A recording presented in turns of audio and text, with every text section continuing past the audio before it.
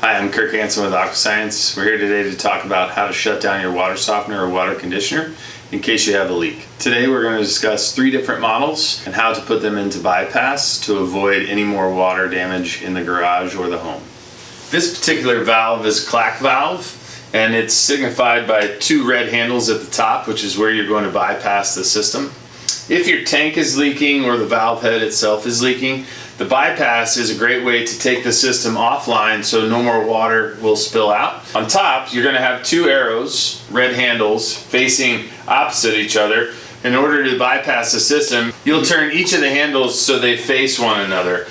Obviously that moved pretty easy. You may get into a situation where yours is a little bit harder to turn. It's okay to use pliers. Just make sure that you're reading the directions on top of the valve so that directionally you're turning them the right way. This particular model is the Auto-Tro valve, and again, just like the clack, you're going to have 2 handles on the back of the valve. There's also directions on here as well, so you know which way you're turning it. But again, you're going to quarter turn this, the direction to put it into bypass. Once you've done that, water is no longer going to the system. You do have some pressure inside this tank, so you may have some leaking for, say, the next 5 or 10 minutes, but no additional water is feeding into this system. This particular valve is the Pentair 7000.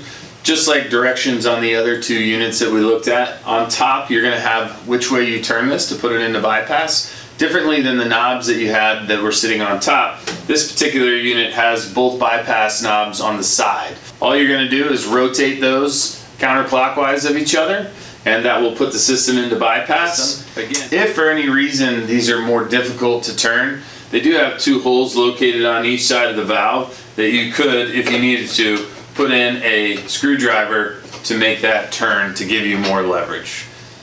So as you can tell, it's pretty easy to put the system into bypass if you are having a leak.